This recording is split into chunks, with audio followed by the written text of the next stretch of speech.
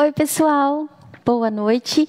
Bem-vindos ao nosso último episódio do nosso workshop online em redação científica. É um prazer ter vocês aqui, uma honra que vocês estão me acompanhando nesses 3 dias, nessa nossa maratona.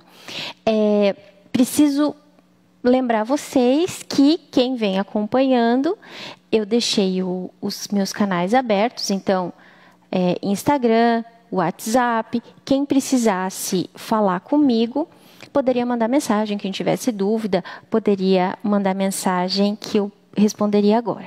Então, de 11 alunos que começaram com a gente já fazendo a sua redação científica dos seus trabalhos, em sua maioria eram relatos de caso, a gente teve um ou outro que era projeto de iniciação científica, mas desses 11 alunos que começaram com a gente essa jornada na segunda-feira, então foi segunda, quarta e sexta, 9 deles mandaram os trabalhos ontem e hoje, e eu corrigi esses trabalhos assim, falta só pequenos detalhes, que agora eu vejo que o ideal é que eles mandem para os próprios orientadores, para que os orientadores façam uma correção de conteúdo, porque de estrutura o trabalho está pronto. Então, a nossa promessa foi cumprida, do zero ao artigo completo em 7 dias. Parabéns, na verdade em 5, né? Porque começou segunda, terça, quarta, quinta, sexta, 5 dias. Parabéns para quem conseguiu, para quem concluiu. E vamos que vamos, né? A gente tem mais coisa para fazer. Então vamos lá. Perguntas que se repetiram. Perguntas que se repetiram e eu já falei no primeiro dia, no segundo dia e hoje eu vou repetir. Por quê? Olha só, talvez eu não fui muito clara na resposta. Tanto na segunda quanto na quarta. Então, hoje eu vou retomar. Como começar do zero? Essa pergunta veio tantas vezes que eu acho que eu não respondi muito bem. Olha só.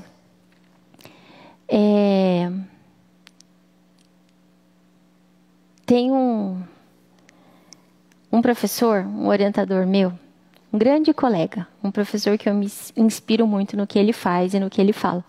Ele falava assim para mim, eu tive um sonho essa noite e aí eu fiquei vagando, sonâmbulo, pensando nessas coisas e eu tive uma ideia. Ele falou, claro que isso não existe. O que existe? É você sentar e pensar a respeito daquele assunto. Então é você olhar o que você está fazendo e fazer perguntas para si mesmo. Ou então, ver o que o outro fez, ver o que está escrito na literatura e falar, poxa vida, como eu não pensei nisso antes? Eu preciso estudar mais isso. Então, começar do zero, efetivamente, é de onde a gente começa. É observando, é vendo, é lendo as coisas, é lendo os artigos e vendo, poxa vida, eu posso fazer igual, eu posso fazer melhor, eu posso melhorar aqui, eu posso melhorar ali, eu posso fazer uma pequena alteração. Ou então, vou comparar vários materiais semelhantes, várias técnicas semelhantes, vou desenvolver a minha própria técnica. Gente, eu tenho o Dr. Leandro Chambroni na minha plateia. Para vocês que não sabem, é o cara que mais faz revisões sistemáticas relevantes na periodontia e na implantodontia. Nas outras áreas deve fazer também, mas como eu não leio as outras áreas, Chambras, grande parceiro.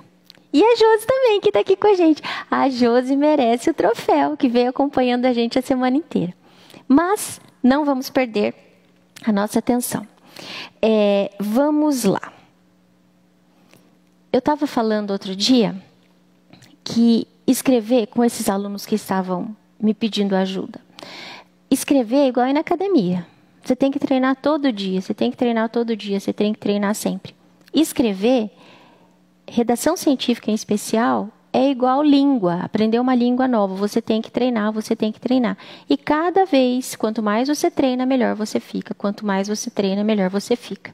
Então, não tem segredo. Não é, tem pessoas que têm um estilo melhor de escrita. O Leandro, por exemplo, tem uma redação maravilhosa. É muito fácil de entender o que ele escreve. É muito fácil de entender o pensamento que ele quis transmitir. Ok, parabéns, é o estilo.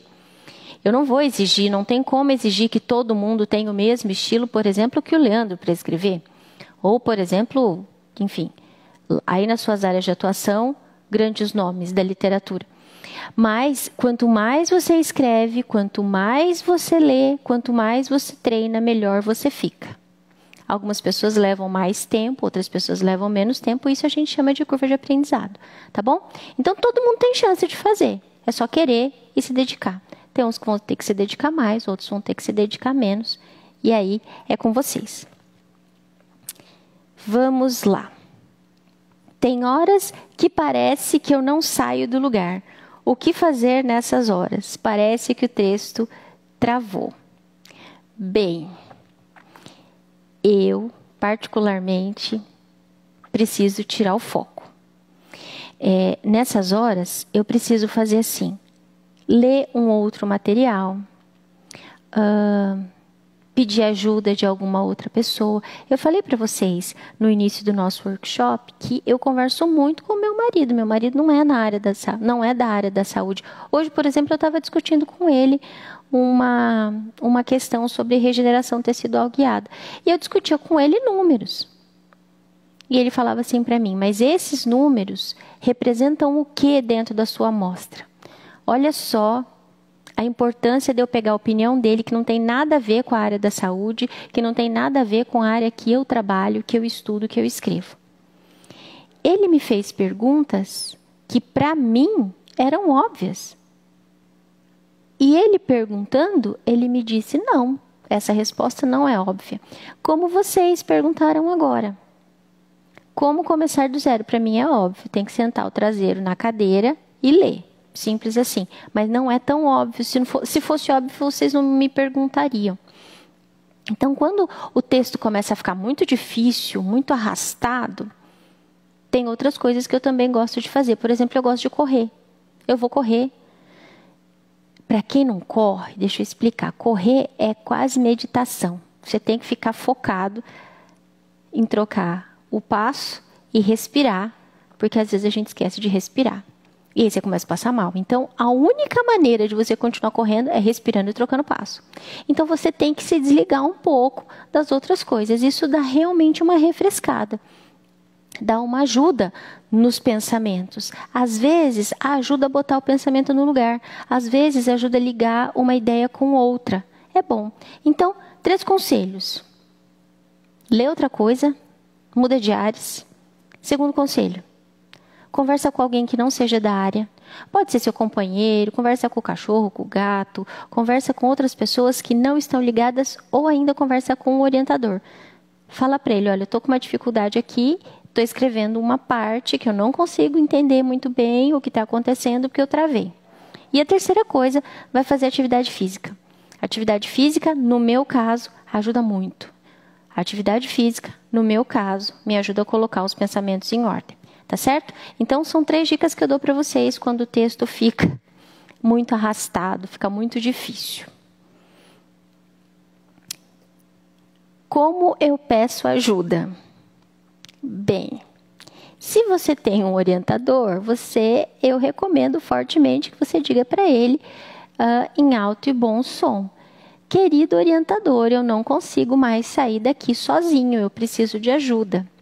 Existem orientadores que vão pegar na sua mão e vão dizer assim, vem cá, meu filho, o que está acontecendo? E tem outros que eu chamo de desorientadores. Eles vão dizer, e eu com isso. Quando você vai escolher um orientador, vamos pensar. Você escolheu o seu orientador, você chegou lá, bateu na porta dele e falou assim, posso entrar? Eu queria muito fazer um trabalho com você, porque eu assisti sua aula, porque eu gostei da sua didática, foi isso que aconteceu? Ou foi ele que chegou em você e falou assim, vem cá, eu quero você trabalhando comigo, porque eu sei que você é proativo e tudo mais. Tem que ter uma conversa. Não dá para os dois chegarem assim, trombarem no corredor da faculdade e dizer, agora eu sou o seu orientador, você me orienta e eu sou o seu orientado. Não vai dar certo. Tem que ter uma relação de proximidade. Então, se ele for uma pessoa, se o seu orientador ou orientadora for uma pessoa que é compreensiva, essa pessoa vai chegar em você, vai perguntar qual é o seu problema, onde você está enroscado e vai te ajudar. Existem alguns outros orientadores que eles vão pensar assim, se você já está na pós-graduação e você chegou até aqui, o problema então é seu, você resolva. Existe. Existe aquele orientador que, ao invés de te acolher e ouvir o que você tem a dizer, ele vai dizer, não, mas na minha época não era assim e agora você tem que se virar. Então, depende muito dessa relação que existe entre você e o orientador. Na minha época da pós-graduação, tinha um orientador em especial no departamento que a gente dizia que a gaveta dele era um buraco negro. Tudo que a gente mandava para ele corrigir entrava naquele buraco negro e ninguém mais sabia o que acontecia. Sim, é verdade. Esse é um orientador que existe muito. É um orientador que tem zilhões de coisas para fazer e aquela tua dúvida para resolver aquele parágrafo não é prioridade na vida dele. Ponto final. Certo? Então, os professores, de modo geral, eles vão ter várias maneiras de responder isso, né? Tem professor que é muito focado só no... O Leandro está rindo porque ele sabe de que eu estou falando, é da época dele também. Tem alguns orientadores que eles têm um monte de coisa para fazer. Então, inclusive, orientar. Quando eles têm essa tarefa inclusive, eles são obrigados a fazer isso. Então, normalmente, essa orientação é bem malequefenta, assim, é bem ruinzinha. E você precisa pedir ajuda para os colegas. Tem algumas escolas de pós-graduação que elas têm salas para que os alunos de pós-graduação sentem ali e possam ter uma convivência. Essa é uma oportunidade ímpar. Senta ali com seus colegas, troca uma ideia, conversa com eles, que isso vai sair. E se de tudo não der certo, liga para mim que eu dou uma ajudinha também, tá bom? Sobre os case reports e sobre os relatos de caso. Como decidir se eu devo publicar ou não? Bem, isso é uma coisa muito importante. Vou contar uma história para vocês. Teve uma vez que a gente produziu um material bem legal, um material de histologia, e a gente conversava, eu e o meu orientador, nós discutimos um assunto que então não tinha na literatura nada àquele respeito. E aí o trabalho ficou lindo, foi um trabalho histológico, o material foi feito com muito cuidado, muito carinho, a gente estudou muito, tá, blá, blá, blá, blá, blá, blá, blá. E aí eu mandei para uma revista. E essa revista negou. E o assunto era o assunto que a revista tratava. Então, assim, o paper foi direcionado para a revista certa. E o meu orientador, na época, ele tinha contato direto com o editor. E ele pegou, quando eu recebi a resposta de que o paper tinha sido negado, ele se sentiu ofendidíssimo. E aí ele falou assim, peraí que eu vou ligar para o editor-chefe dessa revista. E ele pegou e ligou. Aí o editor-chefe falou, nossa, como, onde já se viu? O seu trabalho foi rejeitado, blá, blá, blá, blá, blá, se doeu e tudo mais. Ele falou, eu vou perguntar para o revisor que não aceitou seu trabalho, por que ele não foi aceito. Sabe qual foi a resposta? O trabalho estava muito bonito, mas ele não era relevante. Ok, a gente publicou numa outra revista, claro, com impacto menor, mas a gente acabou publicando de qualquer maneira. Mas aquela revista que tinha maior fator de impacto, que ia fazer com que esse trabalho tivesse maior exposição, não aceitou. Pura e simplesmente porque o material que nós produzimos com tanto esforço não era relevante. Qual foi o problema? O problema foi a gente ter pensado, eu e meu orientador na época, que aquele material, por ser inédito, todo mundo ia dizer, eu quero publicar na minha revista. Não quer, simplesmente porque não vai vender. Não vai vender, não vai ter audiência, as pessoas não vão querer, a revista não vai ser mais citada por causa disso e vai estar ocupando espaço de um material que, porventura, pudesse ser mais citado. Simples assim. Leandro que está me ouvindo, se você discorda, por favor, deixa aqui a sua informação que é importante saber. Leandro publica muito, então ele vai entender muito bem disso. Vamos lá para outros exemplos. Se você publicou, Dani Bertuzzi tem um monte de caso clínico super legal, um monte de material lindo. Ele resolveu publicar. Estou dando um exemplo, uma sugestão, só, uma ilustração. Ele vai publicar esse material. Leandro está falando que concorda com tudo, gente. Relevância.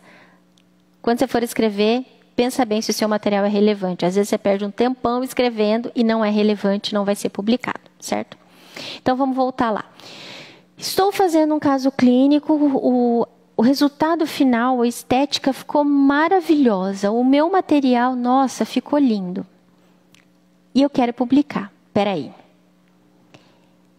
Faça essas perguntas para você mesmo. Você quer publicar porque ficou lindo? Então, não é uma revista científica que você vai publicar. É melhor você publicar numa revista que tenha essa característica, esse perfil de publicar sua coisa bonita, tá? Então, você tem que procurar o público que você quer atingir. Ah, eu quero publicar numa revista que tenha grande impacto. Não é com caso clínico simplesmente, não é com uma série de casos. E só vai ser publicado se a sua informação for muito relevante para aquele momento. Hoje, vamos dizer na pele e no implante o que tem muita relevância. A Débora Fachinelli entrou e ela está trabalhando com um material relacionado com mucosa periimplantar. Certo, Débora? Bem, eu acho que é. A presença ou ausência da mucosa periimplantar, da espessura e da faixa de mucosa periimplantar é um assunto que vem sendo muito discutido. Existem grupos que são radicalmente contra, que dizem que não precisa, e tem grupos que são radicalmente a favor e dizem que precisa. Ok, tudo certo, a gente aceita. E aí, eu vou conseguir publicar? Provavelmente você vai conseguir publicar se você estiver falando deste assunto e se principalmente você estiver mostrando a importância de ter ou a importância de não ter, entendeu? Você tem que trazer essa informação que é muito relevante neste momento.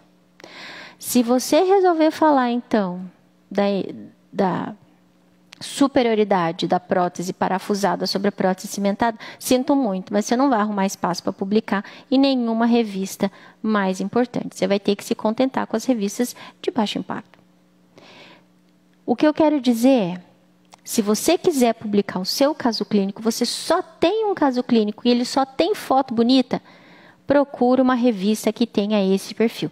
Ah, eu tenho um caso clínico que eu mostrei uma alteração da técnica ou eu fiz alguma coisa que ficou super legal. Aí você começa a ter um pouco mais de relevância no cenário, o seu material começa a ser mais atrativo para as revistas. Pensa assim comigo. A revista, ela não quer só publicar.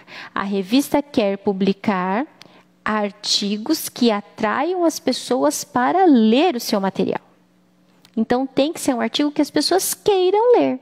Quanto mais gente quer ler, mais anunciante essa revista vai ter. E assim ele tem mais dinheiro. O mundo é movido por dinheiro, sinto muito em te dizer. Não é só por foto bonita, tá? Foto bonita ajuda a vender.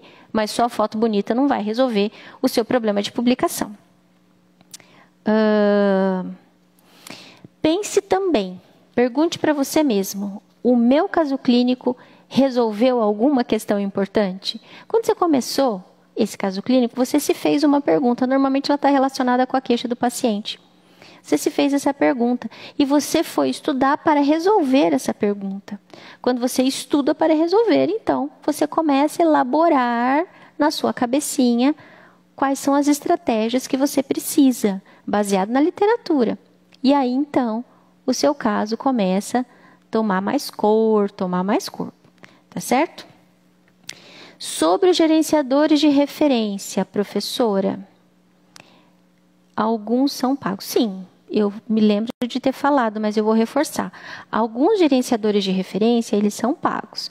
Por exemplo, o EndNote. Tem algumas faculdades que elas têm assinatura. Então, enquanto você estiver matriculado num curso de pós-graduação e a sua faculdade tiver assinatura, você pode usar o EndNote, ou o Hefman, ou o Mendeley.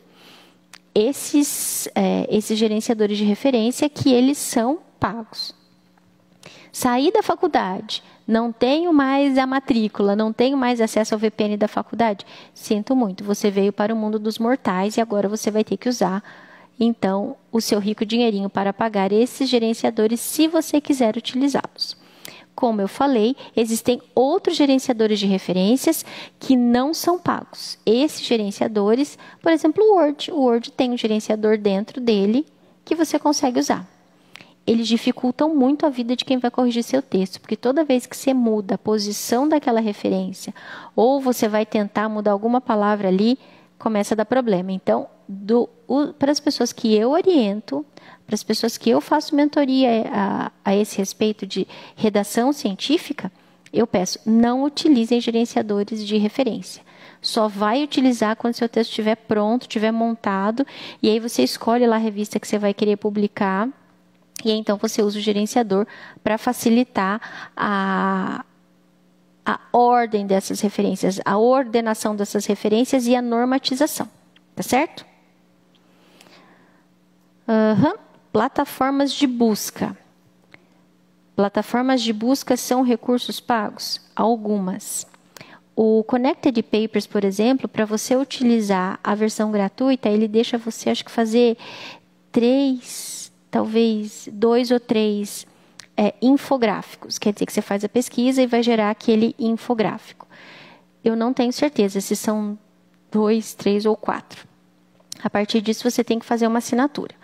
O Dimensions você também consegue fazer algumas pesquisas gratuitas. Depois ele começa a exigir que você faça um cadastro e aí você tem que começar a pagar. Também, eu esqueci de falar, tem o Semantic Scholar. O Semantic Scholar, ele tem um negócio bem legal que ele já é mais antiguinho, assim, ele tem quase 10 anos, mas ele não é muito utilizado. Eu, particularmente, uso bem de vez em quando, mas ele tem uma ferramenta de inteligência artificial que facilita a sua vida. Por exemplo, você coloca lá uma pergunta, qual é o assunto principal desse artigo? A inteligência artificial responde para você. Ela, com uma frase, ela diz qual é o assunto principal daquele paper. E aí você pode fazer perguntas mais específicas. Chama Semantic Scholar. É gratuito. Se você usar, deixa eu ver, eu acho que ele está linkado com o Connected Papers. Acho que é com o Connected Papers. Você faz uma pesquisa no Connected Papers, vai abrir no canto direito, na lateral direita, ele vai abrir o artigo principal. Você clica ali em cima e eu acho que tem um íconezinho do Semantic Papers. Você vai direto para o Semantic Papers e normalmente no Semantic Papers o paper está aberto, o PDF está aberto. E você consegue ainda pegar o PDF e perguntar para a inteligência artificial algumas questões que você tiver com relação àquele artigo. Voltamos a falar do orientador. Nossa, pena que não tem nenhum orientador aqui, né? Já que eles não estão aqui, a gente pode falar mal deles. Dificuldade de conversar com o orientador. Quem mandou essa pergunta foi uma das pessoas que está inscrita no nosso grupo de WhatsApp. E aí lá no grupo de WhatsApp, eu pedi para eles preencherem um formulário para eu saber quais são as principais dificuldades que eles têm. Aí eu fiquei com dó dessa pessoa. Ela escreveu assim para mim, um textão. Por favor, como resolver as suas dificuldades de conversar com o orientador? Daí ela começa a descrever tudo o que está acontecendo. Vou mandar real. Nem sempre o orientador sabe orientar, sabia? Às vezes ele caiu ali de paraquedas, ele nem sabe o que ele tem que fazer. Aí ele traz aquelas experiências horrorosas que ele teve do período de pós-graduação dele. É uma tragédia. Como é que a gente fala? São traumas de infância. Aí ele vai trazendo. A maneira como ele foi mal orientado no passado, ele traz para os orientadores atuais, para os orientados atuais. Isso vira uma bola de neve, né? Porque ele não sabe fazer de outro jeito. É o único jeito que ele sabe fazer. E ele vai aprender junto com você ali o que ele tem que fazer. Bem, nem sempre o seu orientador já definiu a técnica dele para escrever ou o método dele para escrever. O que eu estou falando com vocês desde segunda-feira é uma técnica que eu venho utilizando há bastante tempo. Eu aprendi de um jeito e eu fui mudando isso para que ficasse mais fácil para mim. E eu percebi que ficou mais fácil para mim e eu fui orientando as pessoas que vieram trabalhar comigo a escrever desse jeito. E eu percebi que eles também conseguiam escrever. Então, não foi só mais fácil para mim, foi mais fácil para mais gente. Então, me pareceu que era um método que facilitava a vida. Ok. E aí, um dia, uma aluna que fez especialização de pério e de implante. Eu tinha usado o método com ela, ela conseguiu fazer as 2 monografias, e aí ela começou a fazer monografia em harmonização. E aí um dia ela me ligou e falou assim: professora, eu resolvi usar o seu método agora sozinha, porque eu precisava fazer a minha monografia em harmonização. Eu falei: não tem problema nenhum, você já entendeu como é que funciona, agora segue o fluxo. Aí ela falou: então, a minha orientadora, eu comecei, ela me contando, né? Eu comecei a fazer na sexta-feira, no domingo eu terminei, segunda eu mandei para ela. A minha orientadora amou o texto, achou que ficou super legal, ficou fácil de entender. E aí eu contei para ela que eu estava seguindo uma técnica que você me ensinou. Aí essa professora falou assim: por que ela não vende isso para as pessoas? Por que ela não ensina as pessoas desse jeito? Foi aí que esse curso começou. Mas olha só, foi o meu jeito. Eu aprendi de um jeito, eu mudei para ensinar outras pessoas. Pode ser que o seu orientador ele não tenha tido esse estalar de dedos e dito assim, pensado: poxa vida, eu não estou fazendo um negócio legal, eu preciso melhorar? Talvez ele não tenha feito isso ainda. Quem sabe é você que vai ter que dizer, né, meu amigo? Na verdade, minha amiga. Eu já falei isso, mas vamos retomar. Por que você escolheu esse orientador? Ah, ele escolheu você? Então, talvez você tenha que dizer para ele: olha, não está dando certo, não rolou um match. Se você não tem afinidade, é muito difícil você ficar ali, insistindo. E a última coisa, o meu marido diz assim: você, quando tem um problema, você pode fazer parte do problema ou parte da solução. Quando você insiste em ficar com o orientador que não está te atendendo, que não está te entendendo, você está fazendo parte do problema, meu filho. Acho melhor você abandonar.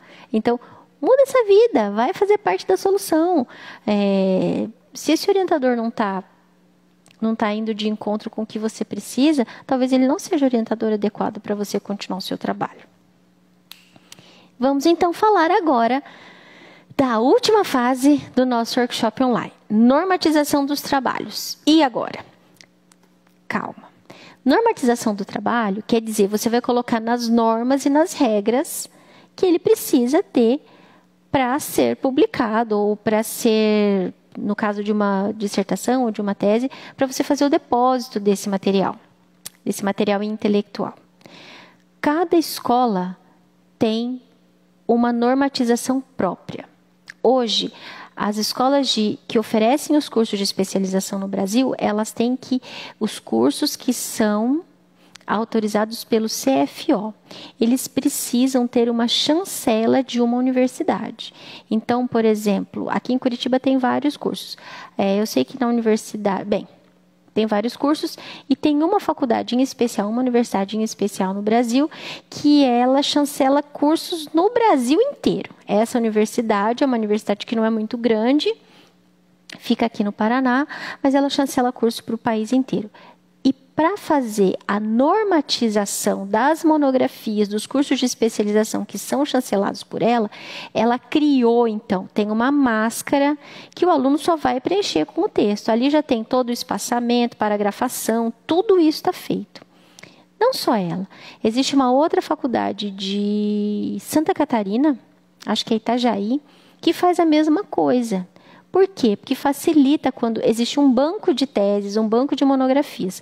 Quando o aluno termina o seu curso de especialização, ele precisa enviar a sua monografia para esse banco, porque essa faculdade que deu a chancela, ela tem que dar um carimbo e dizer assim: olha, agora essa pessoa faz parte dos alunos que fizeram pós-graduação conosco, certo? E aí eles têm que preencher um relatório que vai para o CFO dizendo que a pessoa fez a monografia, entregou título, orientador, nota, tudo isso precisa conter.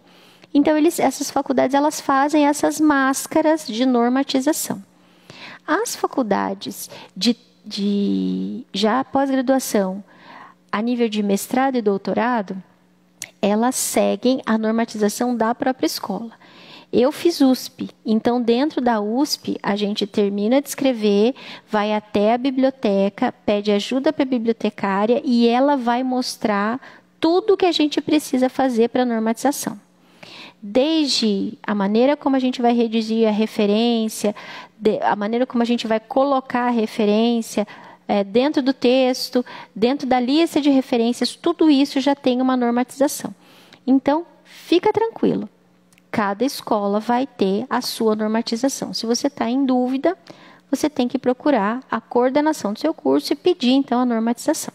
Não, agora não é artigo científico, não é material para TCC, monografia, dissertação ou tese, é artigo científico. Você vai no Author Guidelines, toda revista tem. É o guia para os autores. Dentro desse guia está escrito qual o espaçamento que você tem que pôr, o tipo de letra, o tamanho, como é que isso tem que estar, como é que é a configuração da imagem, figura, legenda, gráfico, se você pode pôr, quantos você pode colocar. Lá está escrito que toda legenda tem que ter, toda figura tem que ter uma legenda. Como é que você vai citar os autores dentro do texto, como é que tem que vir essa lista de referências. Tem revista que coloca o máximo de referências que você pode colocar dentro do texto. Tudo isso aparece dentro do guia para autores de cada revista.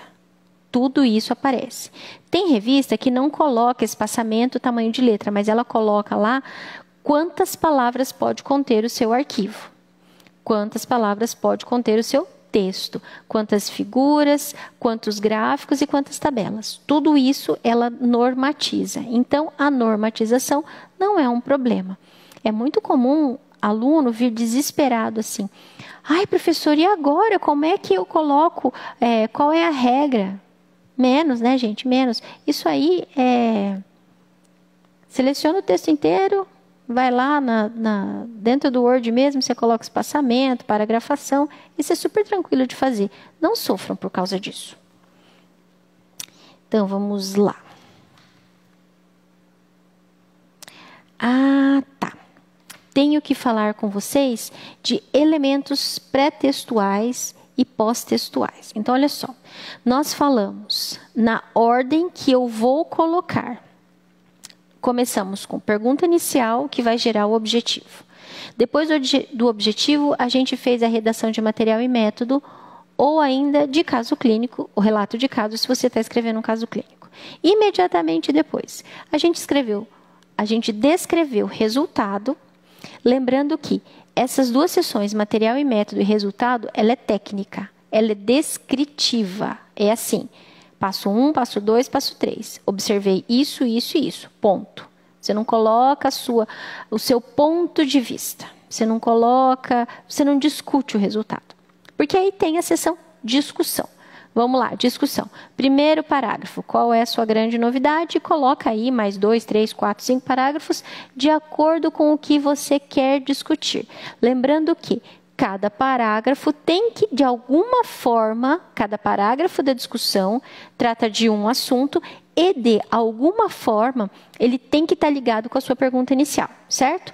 Escrevemos, então, em ordem. Pergunta inicial, que vai gerar, então, objetivo. Imediatamente você vai escrever sobre o relato de caso, depois você vai fazer resultado, discussão e a conclusão. O que é a conclusão? A resposta para a sua pergunta inicial. Vai lá na pergunta inicial, faz um Ctrl+C, Ctrl+X e cola lá na conclusão. Agora você responde a sua pergunta inicial com um parágrafo e sem citar qualquer autor. Você tem que escrever com as suas palavras, porque é a sua conclusão daquilo que você se propôs a fazer lá na sua pergunta inicial. Certo? Feito isso, vamos para a sua introdução. Qual é a introdução? O trailer do seu filme. Você vai contar para a sua audiência do que você vai falar nesse texto. Você vai passar mel na boca do seu leitor, dizendo para ele: venha ler o que eu fiz, venha ver o que eu fiz, olha que legal é o meu trabalho. Como que você faz isso? Primeiro parágrafo dá um contexto histórico na pegada. Estou falando então de implantes cerâmicos. começa contando que a implantodontia em 1963, o Per Ingvar Branemark fez isso, isso e isso, e depois essa implantodontia do implante HE, que era utilizado só para desdentados totais, migrou para o outro tipo de implante, que migrou para outro tipo de implante, e aí vieram outras ligas até que chegou no implante cerâmico. Olha que legal. Segundo parágrafo. Conta o que é o implante cerâmico. Então, o implante cerâmico é um material, é um parafuso também, feito de dióxido de zircônio, e ele é isso, isso, isso e isso. Terceiro parágrafo, por que você vai usar isso? Eu vou usar por quê? Porque tem gente que tem 0,4% da população mundial pode apresentar alergia verdadeira aos íons de titânio. E o titânio aparece assim, assim, assim, assim, assim, assim, assim, assim. Sendo assim, ou dentro deste contexto, o objetivo deste trabalho, deste relato de caso, foi blá, blá, blá, blá, blá. Olha só, já falei para você então. Objetivo, material e método, resultado, discussão, conclusão e introdução. Agora nós vamos botar na ordem. Pega a sua introdução e coloca no início do seu texto. Você já tem o esqueletão do seu texto montado, certo? Fácil, fácil, pé nas costas. Lembrando, tudo que você colocar na introdução, na discussão, tem que estar baseado na literatura. Em qual literatura? Aquela que você já pesquisou, com as suas estratégias de busca, naqueles buscadores que a gente discutiu na quarta-feira. No nosso grupo de WhatsApp, teve uma pessoa que colocou todos os... Como é que ele escreveu aqui? As minhas plataformas queridinhas. Só faltou colocar agora o Semantic Scholar, tá bom? Que também virou minha plataforma queridinha. Esses são os elementos textuais. Então, você tem seu texto montado. Elementos textuais. E o que são os elementos pré-textuais? São os elementos que vêm antes do seu texto. Eles são importantes, eles fazem parte da sua obra, mas eles não são obrigatórios. Alguns são obrigatórios, outros não. Então, o que é obrigatório? Capa e folha de rosto. Por quê? Porque identifica o seu texto, identifica quem é você e para que você está fazendo isso. Principalmente em TCC, monografia, dissertação e tese, tá certo? Capa e folha de rosto. Elementos pré-textuais obrigatórios. Epígrafe. Sabe o que é epígrafe? É aquela citaçãozinha que aparece em alguns textos e colocam lá entre parênteses quem foi que escreveu. Normalmente vem uma mensagem de autoajuda, ou então um apoio emocional. Por exemplo, hoje eu estava lendo Fernando Pessoa. Valeu a pena? Tudo vale a pena se a alma não é pequena. Quem quer passar além do bojador, tem que passar além da dor. Deus do mar, como é que é? Deus deu ao mar o perigo, e o abismo deu também. Mas nele é que espelhou o céu. Fernando Pessoa. Em algumas situações, a pessoa coloca a epígrafe, mas ela não é obrigatória. Dá uma ajudinha, deixa o texto mais bonitinho, deixa lá o seu trabalho simpático, tudo bem, mas você não precisa colocar, não é obrigatório. Dedicatória, não é obrigatório, mas é de bom tom você dedicar o seu trabalho, afinal de contas, você deixou a sua família, você deixou seus pacientes, você deixou a sua vida para se dedicar a fazer um trabalho. Então, a gente costuma fazer essa dedicatória. Não é obrigatório, mas pode fazer. Agradecimento. Não é obrigatório, mas que feio, hein? Você não agradecer quem te ajudou. Quando a gente está falando do mestrado, do doutorado, né, da dissertação e da tese, é muito engraçado porque esses alunos, eles agradecem a secretária, eles agradecem os pacientes, eles agradecem os professores, os colegas de turma, porque é muito sofrido. Eu nunca vi até hoje uma tese, uma dissertação que a pessoa não agradecesse ninguém. Mas é importante você se sentir grato por ter chegado até ali, você se sentir grato por ter recebido apoio, enfim. Não é obrigatório, mas é de bom tom. Sumário precisa, tá? O sumário é onde você coloca lá a página que a pessoa vai encontrar. Então, a introdução, a legenda, a figura, o resultado, ele vai encontrar as partes do seu texto. Quando é um texto formal, assim, de dissertação, de tese, você precisa ainda ter uma tabela de legendas. Então, por exemplo, se aparece lá cm no seu texto, vai para essa tabela cm, centímetro. Libra, símbolo de valor, símbolo de marca registrada, tudo tem que aparecer nessa tabela, nessa lista de siglas, tá certo? Então, isso também tem que aparecer. Aí se é um texto formal que vai para a universidade, você também vai precisar colocar uma lista de todas as legendas, uma lista de todas as figuras, certo? É uma situação bem específica. Então, esses são os elementos pré-textuais. Agora que você já fez tudo isso aqui, você vai precisar fazer um resumo e colocar as palavras-chave do seu texto. Lembrando, resumo costuma ser um parágrafo corrido. E ele costuma ter uma limitação de palavras. Quando é para artigo, umas 200 palavras, em média, de 200 a 300. Quando é para dissertação e tese, aí eles aumentam um pouquinho para você ter mais espaço para descrever a sua metodologia. Mas vamos lá. Quando você vai fazer o seu resumo, você até pode suprimir a informação da introdução, porque como você tem pouco espaço, eventualmente a introdução fica de lado, você já começa com o objetivo desse trabalho foi, certo? Objetivo, uma frase, material e método. Se usou grupos comparativos, esse estudo foi composto por 2 grupos que foi comparado assim, teste e controle bem sucinto. Resultado, uma frase com o resultado mais importante. Discussão, a frase que resume tudo, toda a sua discussão e a conclusão. Tudo bem compacto, um parágrafo sem citação.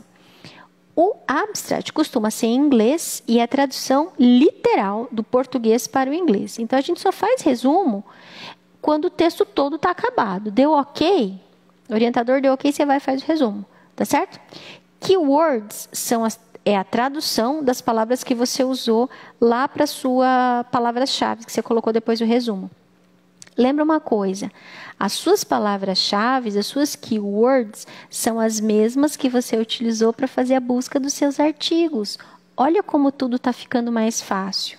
A gente não está fazendo o trabalho repetido, a gente está aproveitando o trabalho que a gente fez lá no início da busca de artigos. Vocês estão vendo? As coisas vão ficando mais fáceis. Então, a gente já fez o texto, completou o texto, utilizou as mesmas palavras, a nossa estratégia de busca, nós vamos utilizar como palavras-chave e keywords.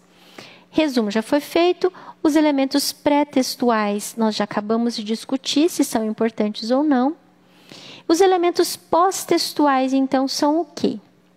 Anexo, apêndice, alguma tabela extra. Quem vai fazer revisão sistemática trabalha com muita tabela. Nesses casos, a tabela que traz a lista de todos os artigos, ela vem como elemento pós-textual, ele não faz parte do texto, certo? Está lá. Termo de consentimento livre esclarecido, a mesma coisa, está lá. Se for necessário, pode ser consultado. Mas ele não faz parte do texto. Você não referencia a presença desse material no corpo do seu texto, certo? O que mais que a gente pode colocar, então, como elemento pós-textual? Anexo, apêndice, termo de consentimento livre esclarecido, tabelas que são complementares, mas não são obrigatórias, e ainda parecer do comitê de ética, se for necessário, para autorização daquele estudo, o parecer do comitê de ética entra lá no fim como anexo ou apêndice, certo? E se for um artigo? Anexos e apêndices em artigos, na versão online, costuma ter um ícone, um link que você clica e vai aparecer. Comitê de ética, essas tabelas extra, então aparece nesse lugar. Elas não fazem parte do PDF que é o seu artigo principal, certo? Isso é bem tranquilo de fazer. Elementos pré-textuais, textuais, pós-textuais. Ontem me perguntaram essa pessoa está terminando o seu mestrado.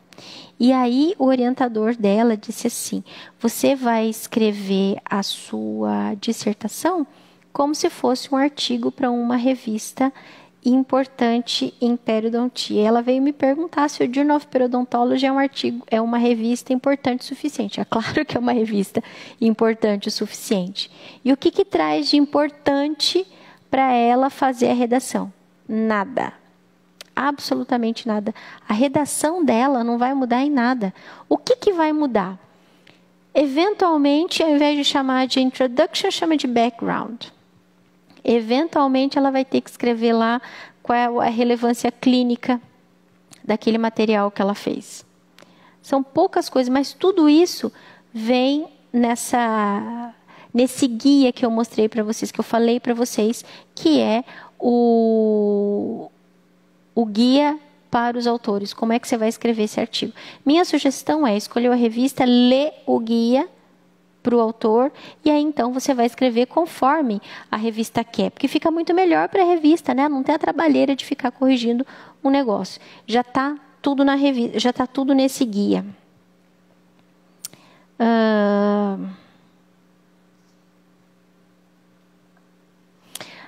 Lembrei. Essa pessoa que me perguntou sobre o Journal of Periodontology, ela também perguntou como eu faço para escolher a revista que eu vou publicar. Bem, a primeira coisa é pensar em relevância. De nada, Christian. Precisando, por favor. Eu estou falando aqui com o Christian, que está mandando uma mensagenzinha para mim. Eu estou agradecendo a presença dele aqui. Obrigada, Christian, por você estar acompanhando a gente. Então, olha só. Relevância, né? O material que eu vou escrever é relevante neste momento? É relevante. É relevante para quem? Qual é o tipo de revista que está interessada em publicar este material? Então, já é um meio caminho andado para essa publicação acontecer. Uma outra coisa. Eu posso publicar em inglês, em português e em espanhol. Por quê? Existem revistas que abrangem essas 3 línguas, certo? Certo. Mas em qual lugar você quer ser reconhecido? Tá, vamos lá. Quero ser reconhecido fora do país. Não vai publicar em português, né? Revista que publique em português, que tenha um alcance internacional, eu não consigo lembrar de nenhuma. Mas se você for publicar na América Latina, publica em espanhol. Publica numa revista que tenha essa abrangência da América Latina.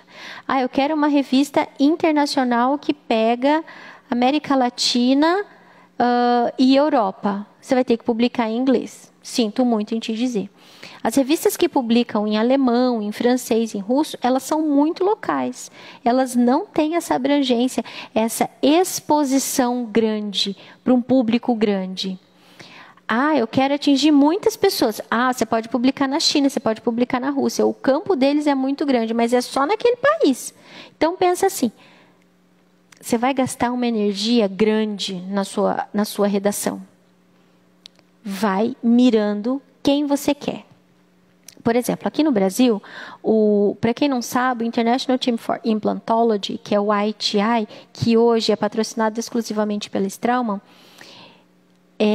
ele tinha até uns anos atrás, como veículo oficial, a revista Implant News. Então, se você quisesse publicar para que o pessoal do ITI lesse o que você está fazendo, publicasse na Implant News. A revista brasileira da Sobrap, a revista da Sobrap é a revista, ela mudou de nome, chama Brazilian Journal of Periodontology, ou Brazilian of Periodontology, alguma coisa assim. Se você publicar na Brazilian Journal of Periodontology, que é a revista da Sobrap, você vai ter que publicar em inglês, porque essa revista ela é distribuída para Brasil e América Latina. Ela não tem a versão em espanhol, mas você vai ser reconhecido dentro desse público, certo? Então, coisas para você pensar quando você for publicar. para quem eu quero me expor e qual é o tipo de resultado que eu quero mostrar. Se é só foto bonita, se é informação científica também. Certo? Então, pessoal, última coisa. Isso é muito importante. Hoje, todos os revisores, eu estou falando isso para vocês como revisora de revista científica, a gente se preocupa muito com os PROMs. PROMs é o acrônimo para Patient Reported Outcome Measures.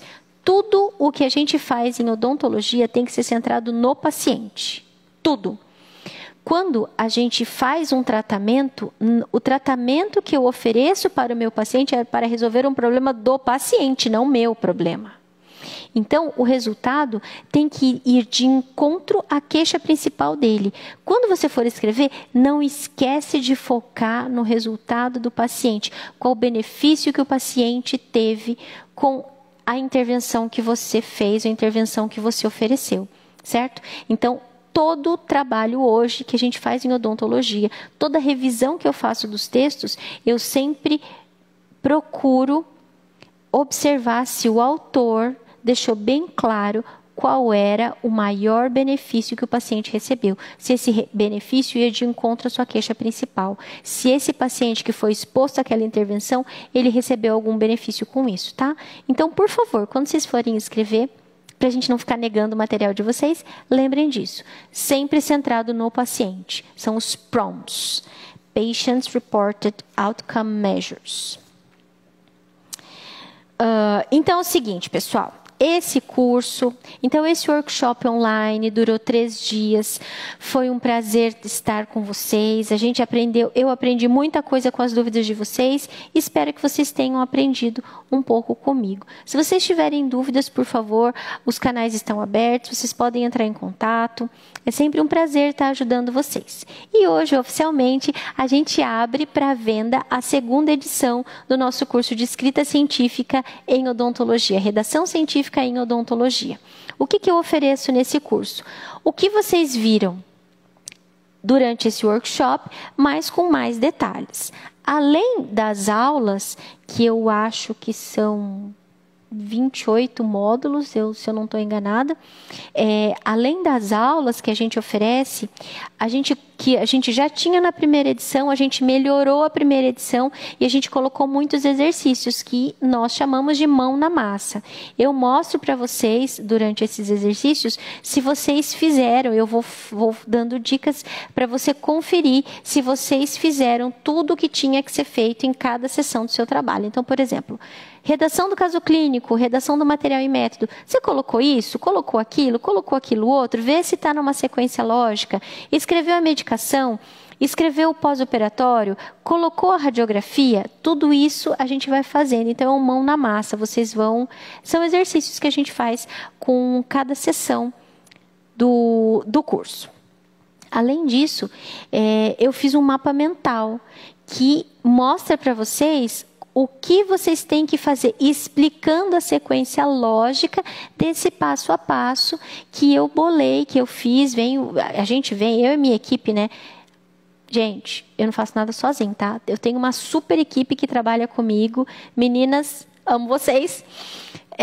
E elas me ajudam muito, dando ideias, pedindo para eu fazer o material complementar, ou às vezes dizendo isso não está claro o suficiente, a gente precisa que você refaça, e eu refaço, porque na verdade são elas que mandam, tá bom? Então o curso só está melhor porque tem elas que ajudam esse tempo inteiro.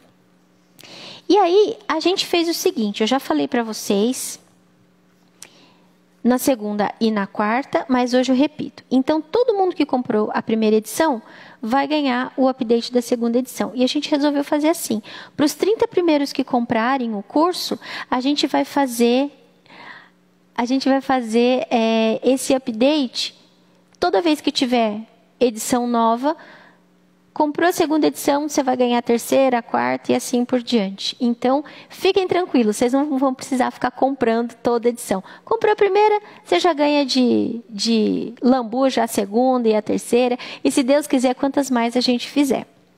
Lembrando que a gente só melhora com o retorno de vocês. Vocês fazem a avaliação e dizem, olha, precisa melhorar aqui, precisa melhorar ali, está faltando isso, está faltando aquilo, ou eu senti falta de alguma coisa. A gente faz de novo e a gente lança outra vez, tá bom?